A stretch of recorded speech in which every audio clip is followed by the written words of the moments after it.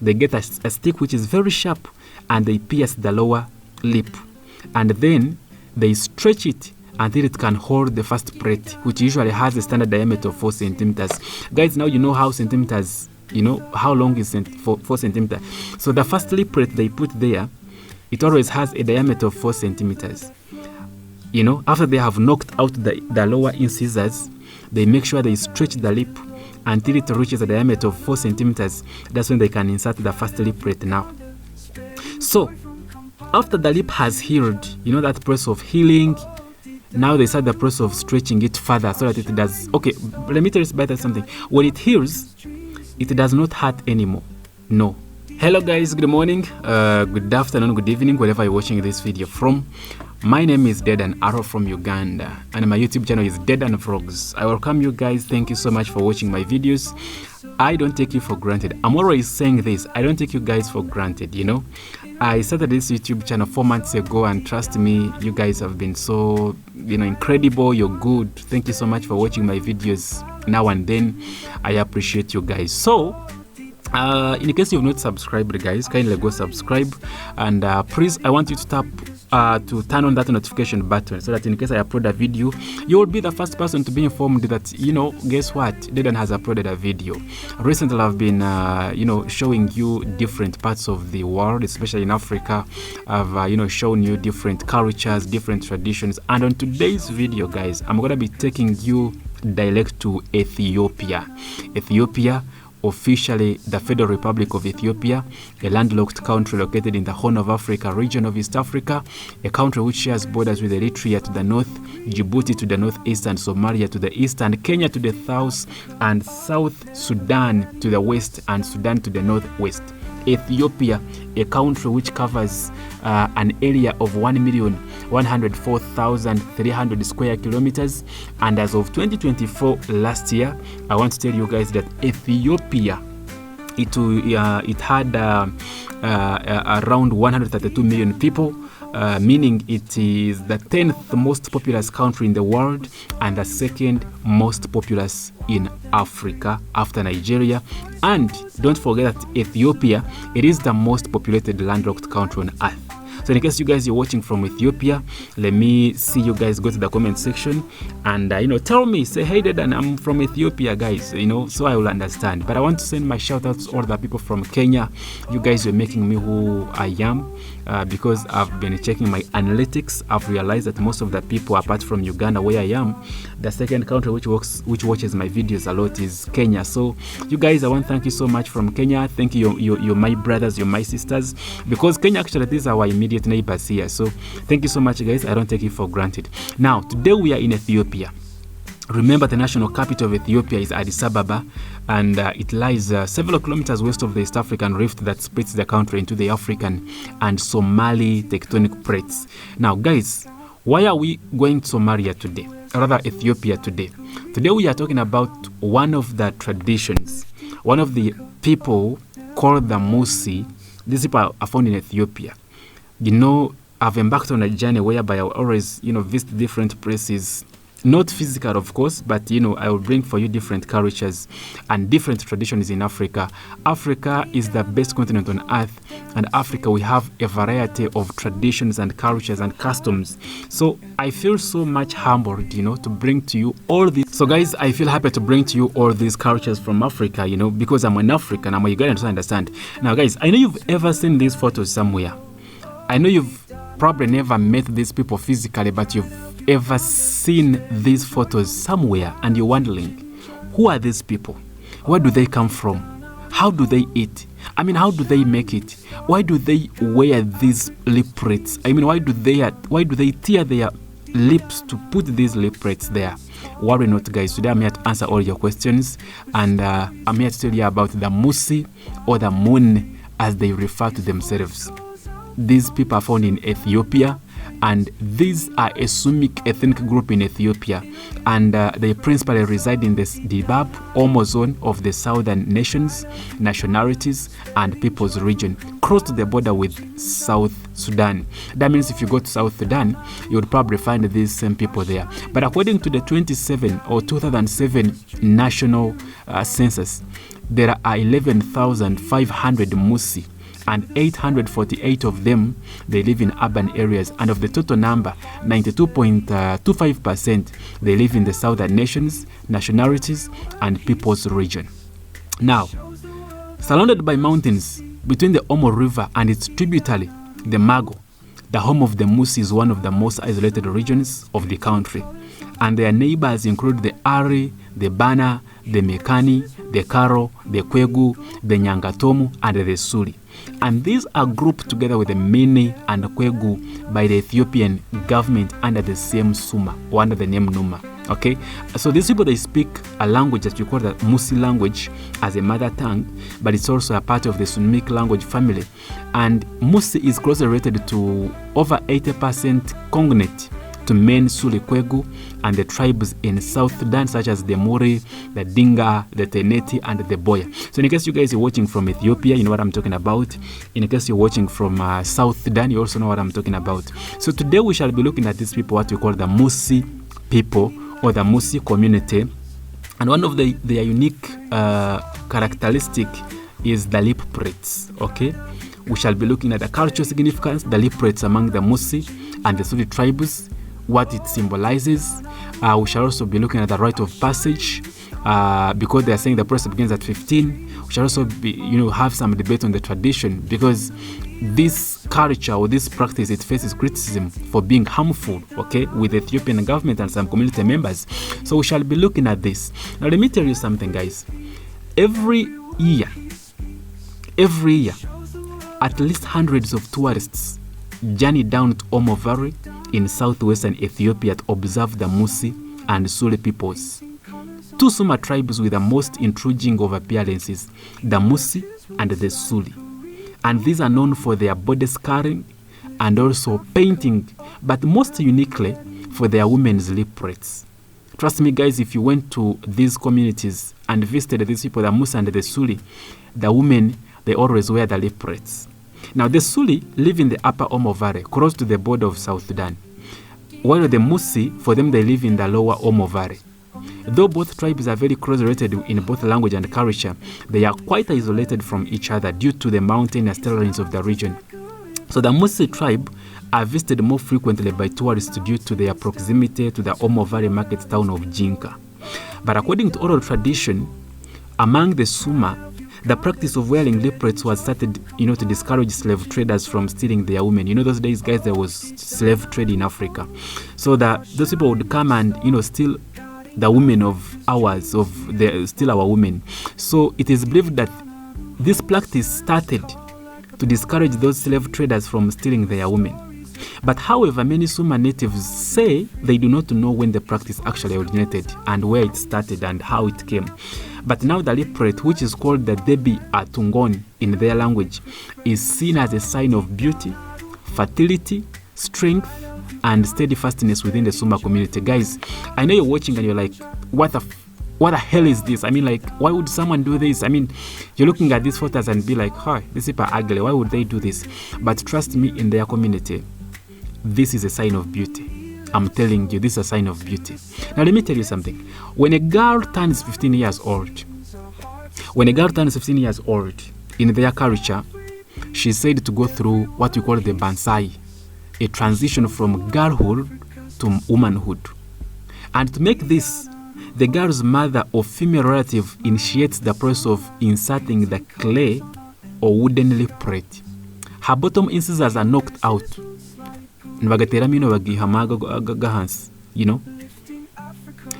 the incisors have been knocked out, the lip is pierced with a sharp stick. They get a stick which is very sharp, and they pierce the lower lip. And then they stretch it until it can hold the first plate, which usually has a standard diameter of 4 centimeters. Guys, now you know how centimeters, how long is 4 centimeters.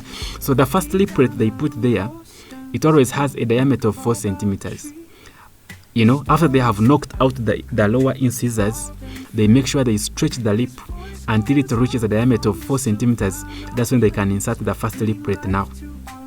So, after the lip has healed, that process of healing, now they start the process of stretching it further so that it does. Okay, let me tell you about something. When it heals, it does not hurt anymore.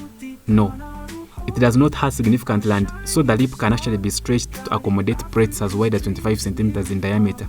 And it is said that the larger the plait a woman has, the higher her dowry is. And the dowry is typically paid in cattle. So, and a woman with a very large plait can get up to 60 cattle as her dowry. You see?